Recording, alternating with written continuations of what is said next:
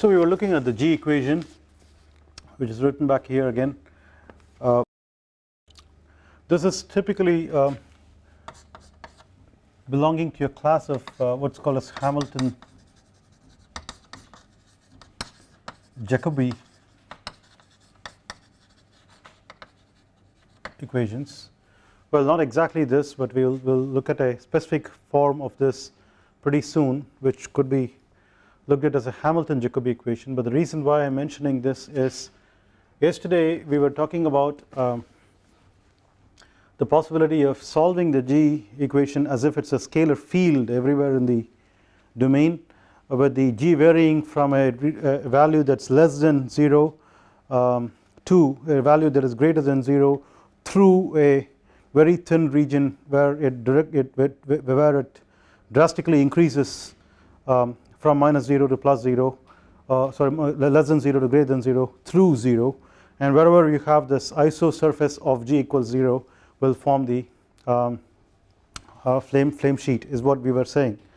But it is possible also to solve this equation directly without having to actually assume that is a scalar field. So you don't have to actually solve for this everywhere in the flow field. It is possible for you to solve for this directly, and the only problem there is you will find that you require you have to make sure that you are not creating any spurious numerical oscillations if you're trying to solve this numerically, because you're looking at something like a very thin sheet and it's very difficult to resolve this.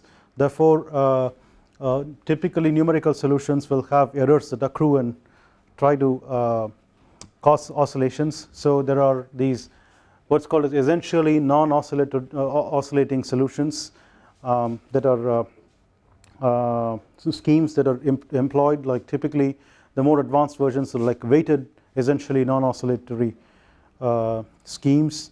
And also for the time marching in an unsteady case you should look at something like total variation diminishing schemes and so on. So there are some special ways by which you can solve this numerically directly instead of having to think about it as a field. So having said that, let's now try to see if we can work with this in the classroom on a simple problem, right? So we don't have to do heavy duty numerics and have to learn a lot of advanced schemes and so on. So the simplest example for us is the Bunsen burner, right? So the Bunsen burner, Bunsen by the way is a German. He was working in Heidelberg. So there is, if you go to the Heidelberg town square, you will find a statue of Bunsen right across Kirchhoff's house, and apparently Bunsen devised the burner for Kirchhoff to do spectroscopy with it. So the Bunsen burner is a simple idea. Here you have a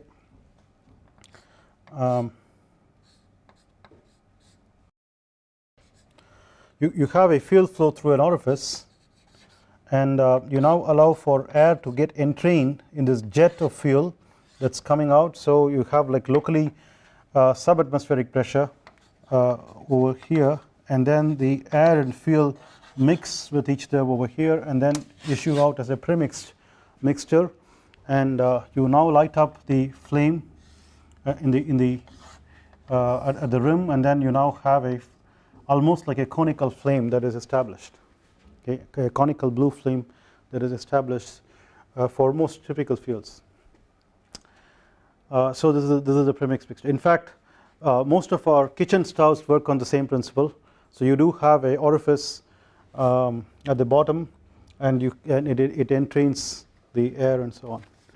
So let us now try to see if we can come up with a simple version of how this can be done. So let's just enlarge this picture right there. So this is the burner rim, and of course what we first do is to fix your coordinate system, so you can have a R Z coordinate system, and you now have a flame. And for simplicity, well, I shouldn't say this at this stage. Let's assume that it is a axisymmetric flame. That is fine. And then what we should actually be able to show is this is the conical flame, and then of course it's not a perfect cone. You have some deviations from a cone at the tip and at the base as well, but let's not worry about all those things at this stage. What we should be interested in is to get the shape of bulk of the flame, right, which is what's called the shoulder of the flame. So let's aim to do that. And so we are now looking at a steady state. This is reasonable. In fact, many times when you now light up a Bunsen burner, the flame hardly shakes, so you don't even know if there is any time dependence at all. So you have a very good steady state situation in a laminar Bunsen burner. So that means the unsteady term in the G equation goes to 0, right? And therefore, if you now have the steady state, then G of let's say x vector comma t, x is the position vector, just becomes G of x vector alone, which in our case has to be G of r comma z, because it's axisymmetric. That means it is not even depending upon the azimuthal angle theta, so it depends only on r and z.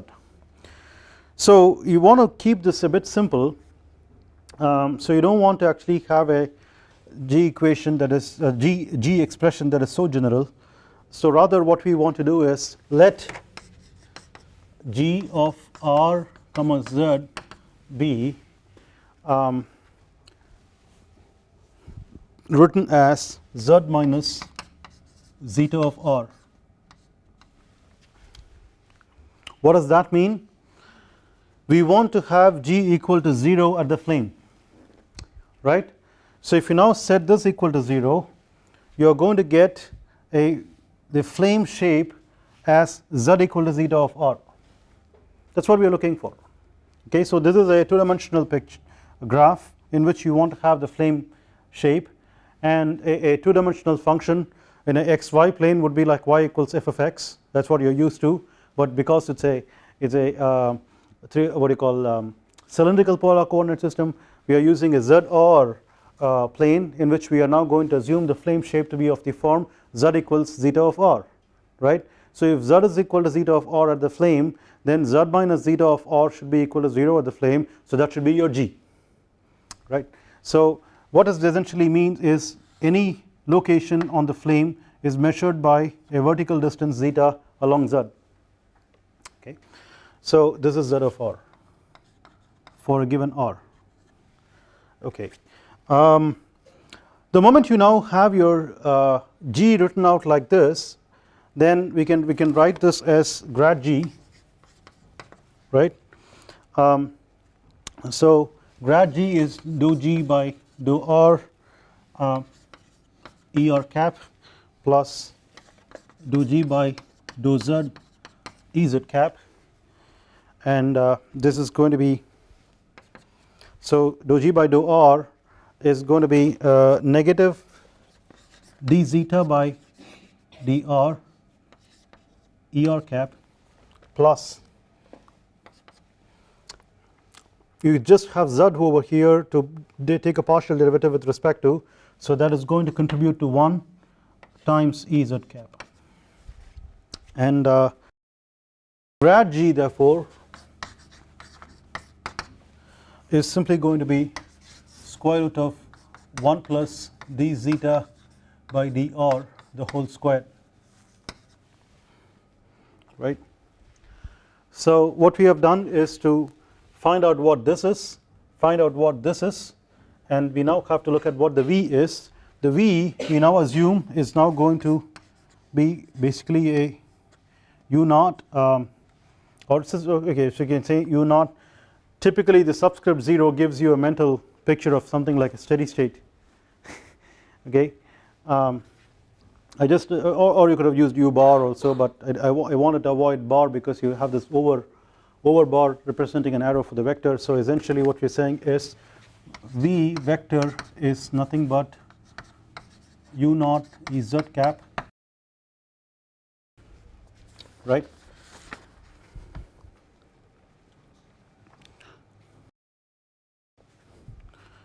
Okay, so what happens then is you now plug in these things. So this term, so in the G equation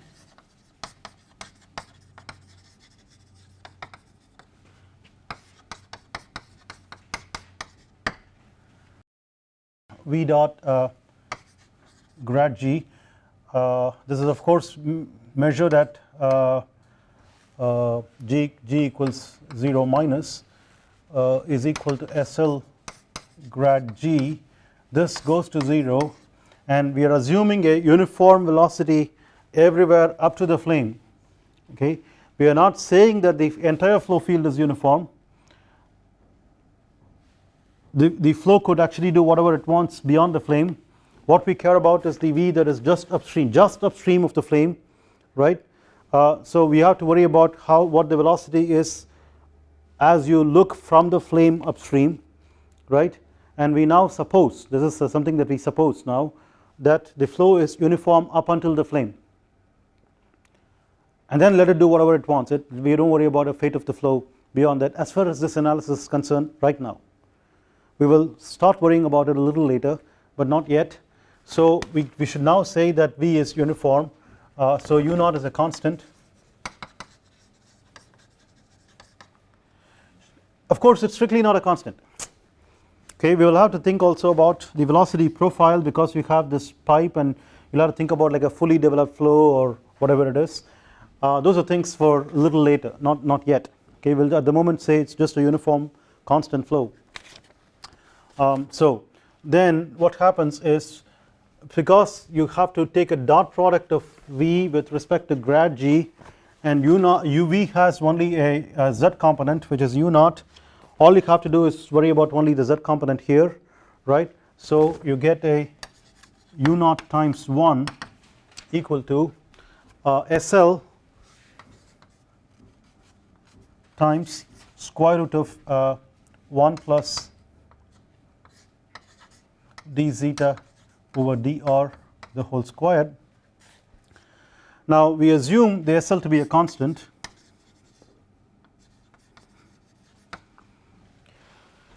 For this particular analysis at this stage there is really no reason to expect it to vary, because we are not going to worry about how this tip is going to be formed at this stage. We are not going to worry about what happens at the base.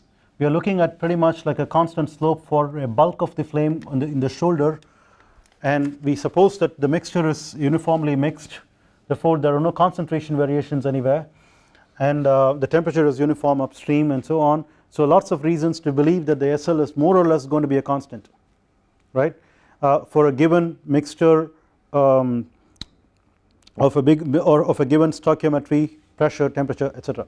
So this is assumed to be a constant. U naught is also a constant, as I mentioned. Therefore we can just do the manipulation. So you just take a square of the entire equation. U naught squared equals SL squared times 1 plus d zeta over dr the whole squared, and so this is going to give you, so you open up the brackets, U naught squared equals SL squared plus SL squared d zeta over dr the whole squared. So from here we can now get your d zeta over dr as plus or minus square root of U naught squared minus SL squared divided by SL squared. That's not too difficult for you to figure out. So we have to choose between plus and minus at this stage. We will do this in a moment. So we can now integrate. So what we find is that U naught is a constant, SL is a constant, so square root of U naught squared minus SL squared divided by SL squared is a constant, right? So all you have to do is integrate this. So zeta equals plus or minus square root of U naught squared minus SL squared divided by SL squared times R plus a constant, integration constant. That means we have to supply a boundary condition, right? In fact, when you now supply G is equal to Z minus zeta of R, and then plug it in here with the unsteady term kept in there, right? So if you now keep it as time dependent, then the time dependence is now going to go to zeta of R comma t. So you will have a partial derivative of zeta with respect to t, and then you can So you will have a u naught times 1, alright, or yeah, and then you now plug in this grad, so square root of 1 plus dz by dr the whole squared. That would be actually the Hamilton-Jacobi equation that you can solve for zeta numerically if you want to, but we got past that point, and we now have to anyway supply a boundary condition. So that's what I was beginning to say. So in any case you need to have a boundary condition. What I wanted to point out is this is roughly first order in space. Okay, so this is like square root of 1 plus square of the first order. So it's basically a first order in space equation. If you now also have a time dependence in a unsteady term, you may have a first order in time, but this is an equation which requires either an initial condition or a boundary condition. It's not this is sort of similar to the hyperbolic class of equations where you don't necessarily have to supply everything, unlike in parabolic or elliptic equations. Therefore we now choose to actually supply a boundary condition here in the steady state problem, because you now have the variable r showing up. So the boundary condition here is we now say at r equals capital R, right, zeta equal to 0. Okay, that means the flame is coming and getting held firmly at the rim of the burner, right. Now this is a bit questionable. If you now look at the base quite closely, you will find that there is hardly any flame at all. There is a little gap there. Okay, but we are looking at like bulk of the flame. It's not as if like this is very big. The Bunsen burner is typically very small for laminar flames, but when compared to the length of the flame, which could be maybe a centimeter or 2, okay, it's about this small. When compared to that, whatever we are talking about is still much smaller, right. So we for this purpose now we ignore that particular part, but if you now begin to think about that, you have to worry about variable SL and so on, so you get into a lot of trouble. At the moment don't do that. So you now say the flame is firmly anchored at the rim. So this is basically what is called as a flame anchoring condition or flame attachment condition. You can talk about this in many ways. So this is like flame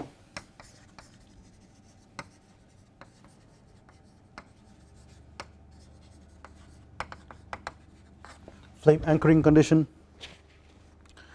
If you do this, then what happens, you see, if you now plug in r equals capital R and zeta equal to 0, C becomes the negative of this with a capital R on this side. Okay, when you now take this there. So that simply means that zeta should be written as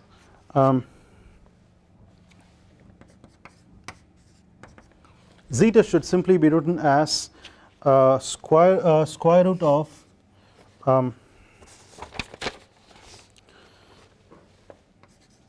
u naught squared minus SL squared divided by SL squared times R minus R.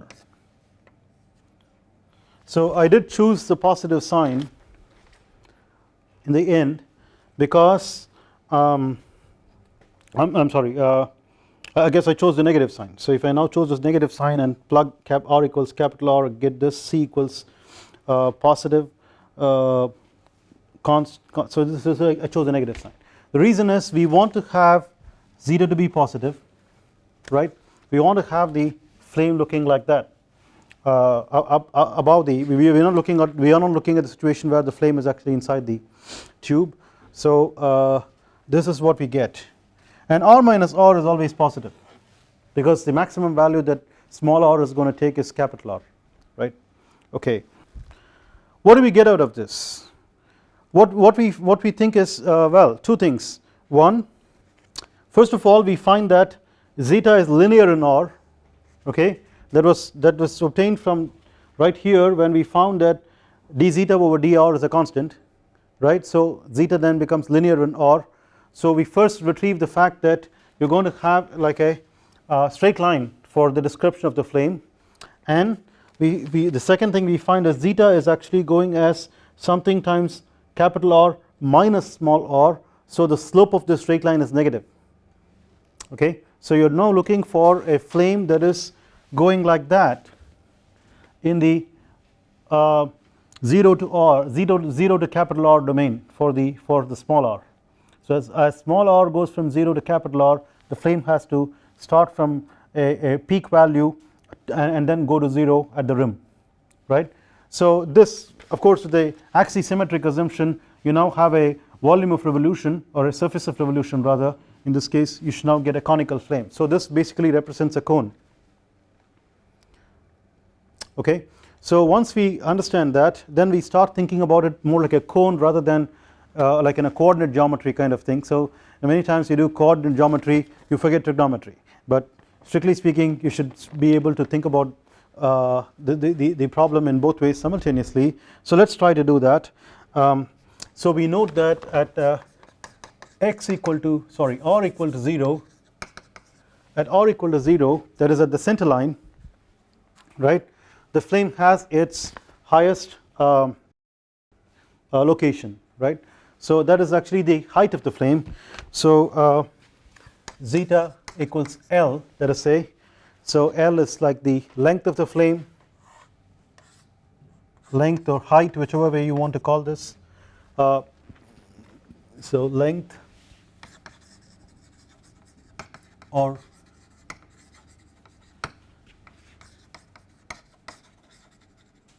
height of the flame.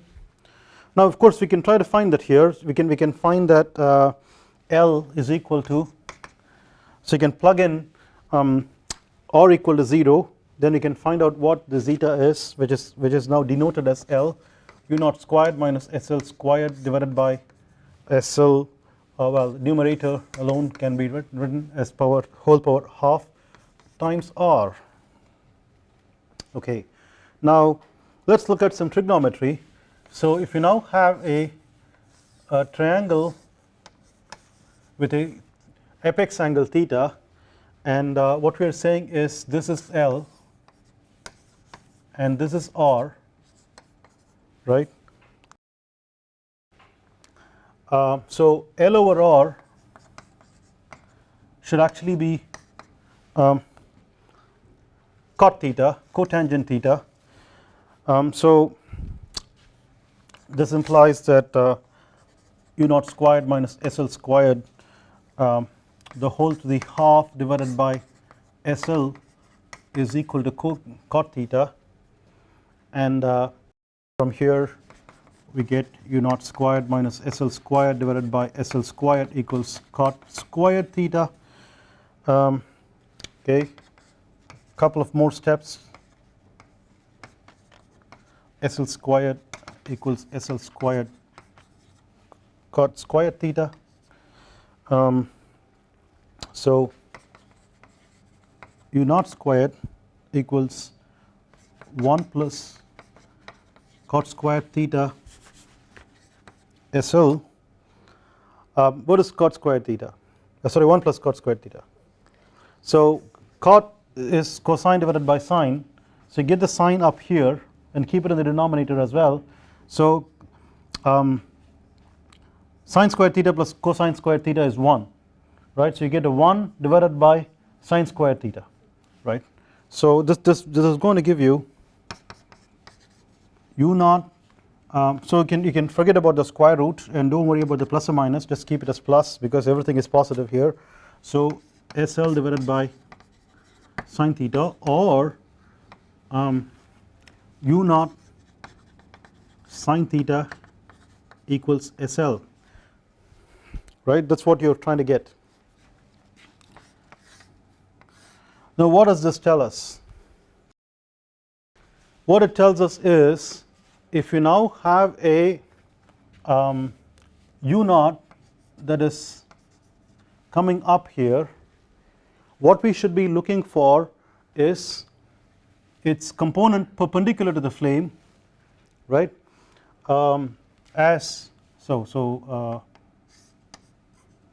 If you now look at this as the component perpendicular to the flame, that's the one that is along the flame. I hope I got my, oops, sorry, right.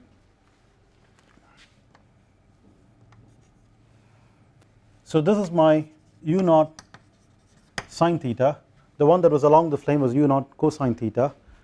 So the u naught sine theta is the one that is actually trying to balance the propagation of the flame perpendicular to itself at any point with a flame speed SL.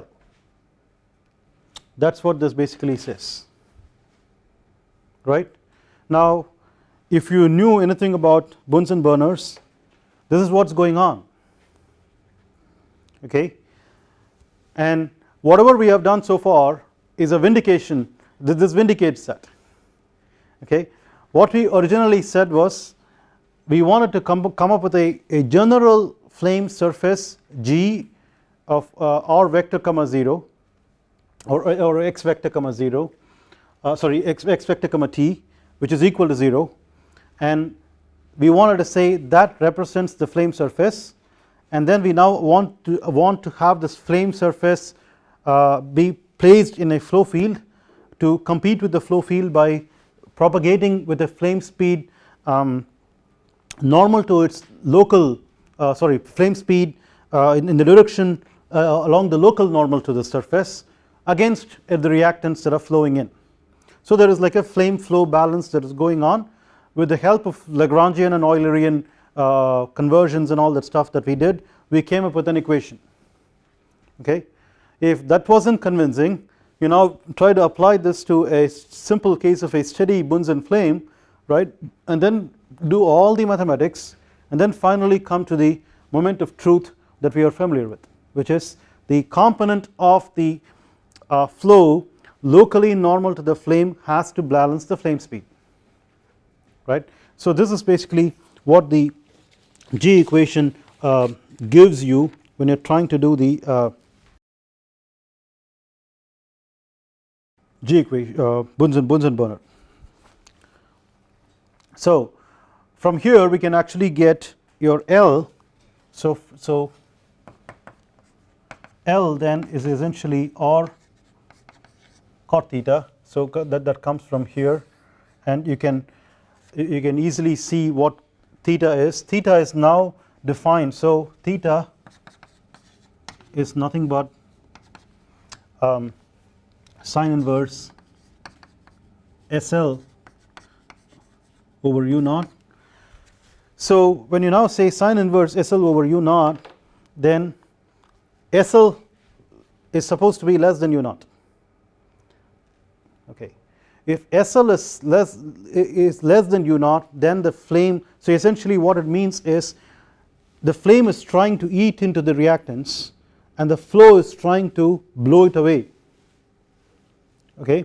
So it's sort of like the flame cannot propagate just as fast as the flow, so the flame sort of like tries to give way to the flow as much as the flow wants, but it starts eating into the reactants that are coming as fast from the side.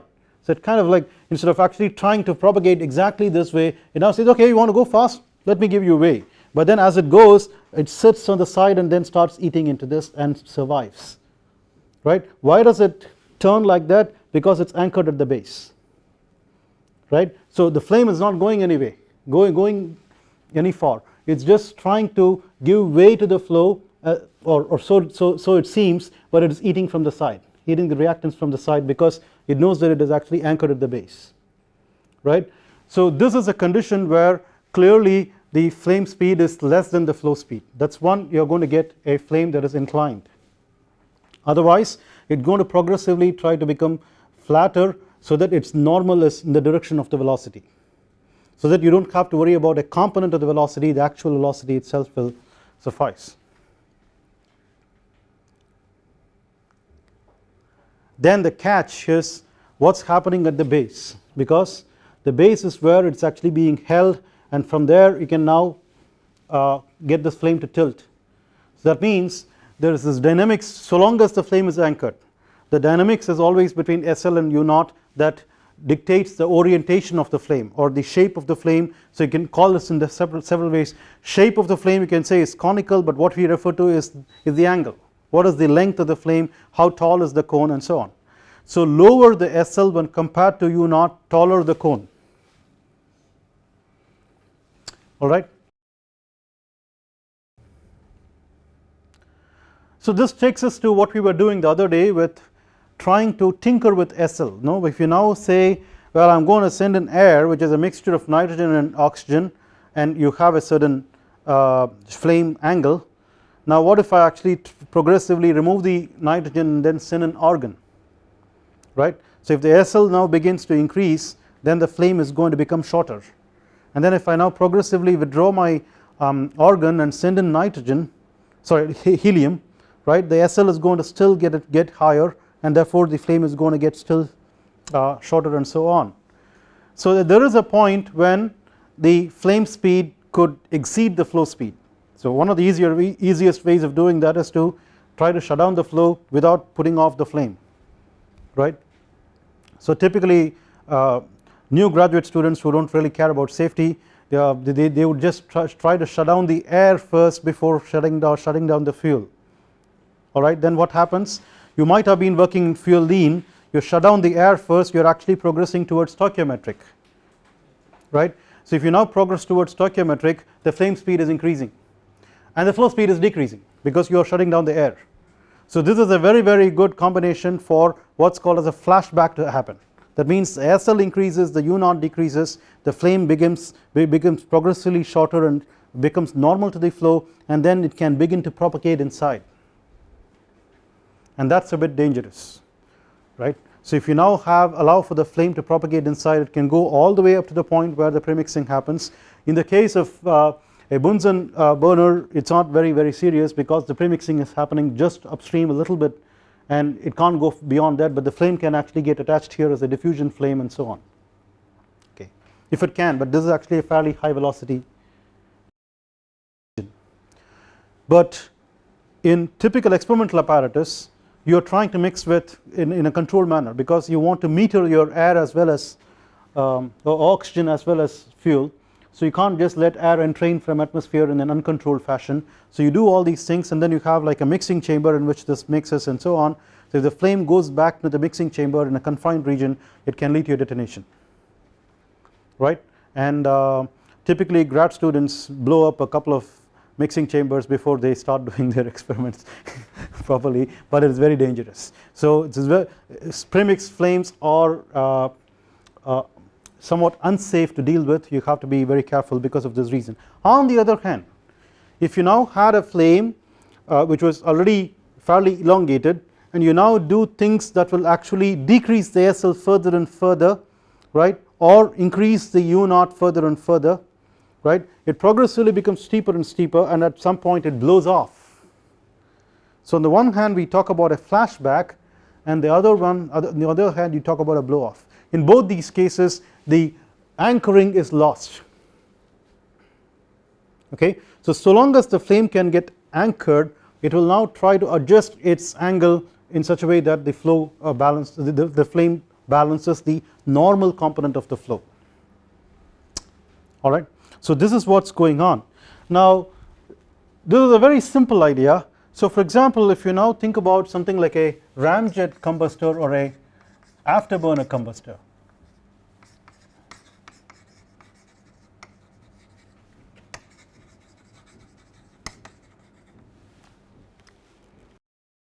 alright. So what do you expect? Typically the combustor is like you now have a fuel injection manifold ring, which is essentially a circular tube of circular cross section, right. So you have like a circular tube which is now coiled like a circle, and then it has holes to inject fuel, and this is typically liquid fuel, but it vaporizes within some distance, and that you have what's called as a V gutter. So the V gutter is again like a ring, but if its cross section is a V, and the flame is actually stabilized or anchored at the edges of this V, and it's now going to actually begin to look like that. I'm of course drawing it in a wiggle for two reasons. One is to tell the flame from distinguish the flame from the rest of the drawing, and the other thing is it's actually a turbulent flame. Okay, so here what's going on is the flame is trying to propagate normal to itself, and the flow is coming very fast. So these velocities that we are talking about are of the order of 100 meters per second or so, right? So you're having a fairly high speed flow, and the flame is quite turbulent as well. So in these cases you can't use a SL for the flame speed, you have to use a ST. That sounds very simple. All you have to do is change the letter of the alphabet to get from laminar to turbulent, huh? Well, it's not so easy, but it is not very difficult either. Okay, so as a quick rule of thumb, for you to estimate what the combustor length should be, if you're now trying to design a combustor based on this, you see all you have to do is look at a turbulent flame speed as a factor of sorry, I shouldn't say factor, as a multiple of the laminar flame speed. So what happens when you have a turbulent flame speed? The turbulent flame speed is a lot faster when compared to a laminar flame speed. I'm not going to go into details about how this happens, but effectively it's essentially an order of magnitude more faster. Okay, it's not as fast as detonations. Detonations are about 3 to 4 orders magnitude faster, right? We are still talking about deflagrations, right? And this is about an order of magnitude faster than a laminar flame. So if you're now going to use like a rule of thumb on how to get your ST, or like use an order of magnitude appropriately for the turbulent flame speed, then you can simply use this kind of approach and try to get a length estimate on where the flame is going to hit the wall, right, or where the flame is going to merge from these 2 points near the center line. Either of these could be longer, right? Depending upon whichever is longer, you need to have a combustion chamber that is that much longer or more than that. Okay, and then throw in a factor of safety to make it longer. You will typically find if you go around afterburners or ramjets, the combustor is just a long pipe beyond the fuel injection manifold and the V-gutter, just to give room for this, right? And how did you arrive at the length? Exactly the same as what you would do with a Bunsen burner. Isn't that kind of funny? Right? So the same idea essentially works in these cases. So bottom line, the flame tries to propagate against the flow. So we can do a little bit more on the flame speed now, because what we have to further think about is question this approximation or the assumption. Is SL really a constant? Okay, so why would you want to worry about that? Because we find that many times the flame is not exactly like this. You don't get a sharp tip over there. And yesterday we pointed out that we don't really have so we assume that the flame shape is smooth, right, and it doesn't really have any kinks and so on. So indeed you will find that at the tip you have like a curvature. Okay, and under many conditions. I'll discuss conditions when there are exceptions. Okay, but under many conditions we have to actually think about why you have a little curvature at the tip, very much near the tip. Okay, later on we will talk about diffusion flames, which are much smoother. If you want to think about that in your mind right now, you have to think about a candle flame. Okay, the candle flame is not really as sharp as a premix flame cone. Of course it's made sharper in a gravitational field because of buoyancy effects that cause the flame to shape itself that way, but it is not because of the convection diffusion reaction processes, right? The convection diffusion reaction processes that we have encountered so far gives rise to a fairly sharp cone except near the tip for the flame for the premix flame under most conditions. And then we ask the question, if it is going to be locally like that, if I now zoom in and see, the flame is actually coming like that and then becoming like this. It's flat at the top, right? If it's flat at the top, that means it's propagating against the flow, right. That means the flame speed should have somehow increased over there to match the flow speed. Is that right? Is that what's going on? Or is the flow speed really that uniform? Is it possible that the flow would have actually slowed down because of the flame? Right? So how does the flow know that it is actually approaching a flame so that it can change its velocity, and how, if that is the case? So on the one hand we have to worry about the flame, on the other hand we have to worry about the flow. Is it possible that the flame would have changed its flame speed? Is it possible that the flow would have changed its flow speed locally there, right? So in effect what we should worry about is two contributions to what's called as a flame stretch. What's going on there is that the flame is actually getting stretched. Effectively, when you're thinking about a increased flame speed over there, your thickness of the flame is actually decreasing. So if you had a, let's say, think about a thickness. So if you had a thick flame, as you now go towards the end you have to actually thin it. So for example in a PhD qualifying exams question or something, if you're asked about thickness of the flame, make sure that you're not drawing it uniformly thick near the tip as along the shoulders. That's pretty important. That's what they're looking for you to appreciate, right? So the flame stretch effect has two contributions. One is what is called as the flame curvature, and the other one is called flow divergence.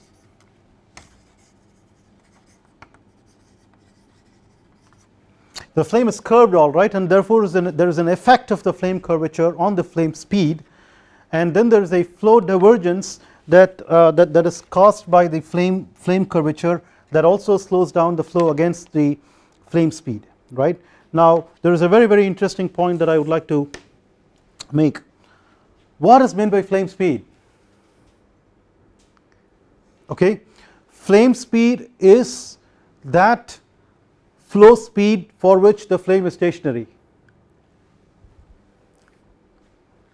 All right, so how would I measure my flame speed? Like the way we were at least beginning to think about flame speed right in the beginning was, you now try to actually have a flame fixed coordinate system and then allow for the flow to come in here, right? So we now said whatever is the flow velocity that is approaching the flame should be the flame speed, because if this were still, the flame would propagate at that rate. Now we have to seriously think about this. What happens is, if you now have a flame that is not exactly flat, we have been thinking about a flat flame all the time, right? So if you now think about a flame that is somewhat curved, okay, just don't worry about why we are thinking like that at the moment. Suppose that it is somewhat curved, and maybe because of this, and we will explain this soon, maybe because of this, as the flow comes in, it tries to now get diverged or converge or something of that sort, but all that stuff is happening locally near the flame, right? And because of this, what the actual flame sees is a different flow than far upstream. But just like how we said the entire flame thickness consists of a preheat zone and a reaction zone for the flame thickness, and anything for the flow is upstream of that, okay? Anything for the reactants that we consider, like the flow velocity and so on, is all upstream of that. This is the flame on the whole with the preheat zone and so on. Here what we have to think about is, okay, you had curvature and all those things, and the flow changed its local velocity here and so on, because of which it will look like the flame can propagate against a slower velocity, but still from an experimental point of view I would measure the flow speed here, you see. So if it's possible for me to actually handle a higher flow with a curved flame so that locally the flow slowed down to accommodate the flame, it will look for me apparently that the flame speed is higher because it could handle a higher flow, right? In fact, in some sense this is exactly what's happening in wrinkled turbulent flames. If the flame can actually get so wrinkled at a very high flow rate, right, and then stay there very wrinkled, I now begin to say that's a turbulent flame and its flame speed is much faster. But locally it's probably trying to have a flow that is much slower when it's trying to eat into it there, because it changed the flow. Therefore the effect of the flame on the flow basically comes back at it as a change in the flame speed, because of the way we think about and measure flame speed, because this is relative to the far upstream velocity, not what happens in the vicinity of the flame, right. So effectively these two effects are actually going to change the flame speed, that is what we are looking for, right. So if it is possible for us to think about a modified flame speed that takes into account these two effects, then we now can go back and say, well, let me put that SL here and still work with a constant velocity, because far upstream the velocity is constant, you see. So I do not have to worry about the details. What is the point in working with SL? We did not have to worry about the details of preheat zone and diffuse reaction zone and all those things in these lines, it is all there inside, it is all like a package, right. We are now trying to further package everything that the flow goes through, right, into the flame speed, so that we can now use a modified flame speed against a uniform flow, right. So what you are essentially talking about here is, if you now think about a curved flame for some reason, let us say it's a perturbation, right, and I am a little bit hesitant to use the word perturbation, because that gets us into stability on whether this perturbation is going to diverge or converge and so on. We will hold on for some time not thinking about that, but essentially what I am saying is, let us think about like a small slightly curved flame for some reason. I would like to talk about two things when you now have this situation. One is a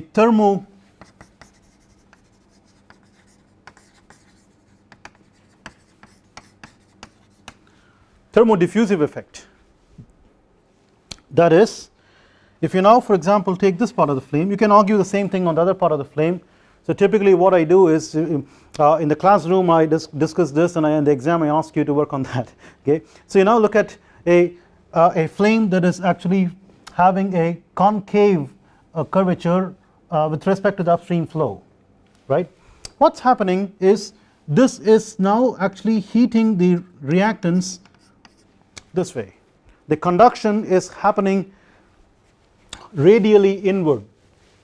So the reactants that are coming in are not just getting heated up right here, right, but it is also getting heated up from there. You got to be a bit careful. When I draw a flame like this, it is assuming that the preheat zone and all those things are within this, and we should be looking at only the reactants that are going locally normal to that point and then getting heated up there. Until then it is not supposed to get heated up. So we are actually blowing this image up to a length scale that is comparable to, but maybe a bit higher than, the flame thickness, right. And when would I really have to think about that? If I have to go to a region that is so small. There we are talking about a curvature which is of the order of the flame thickness, alright. So under those circumstances we will now find that the heating is not one dimensional, the heating is now multidimensional. So you have now an increased heating that tends to increase the flame speed, as we see from far upstream, okay. But there is another effect, the reactants will have to get spread out. Then this is particularly critical for the deficient reactant. Let us say if you are now looking at a off stoichiometric condition, right, say a fuel lean mixture, that means the fuel is deficient, right, and that particularly is now going to actually spread out radially, and it is going to feed the flame less, with a lesser concentration than if it were to feed a straight flame or a flat flame, right. That weakens the flame. So what you would expect is, we are now beginning to talk about like the fuel diffusion versus thermal conduction upstream. So fuel diffusion downstream versus thermal conduction upstream, right? What comes into our minds? Conduction versus diffusion, the Lewis number, right? So Lewis is like a god of combustion, you can't forget him. So the Lewis number has to come into picture, because now you have to begin to think about what happens as a function of Lewis number. Okay, we'll stop here.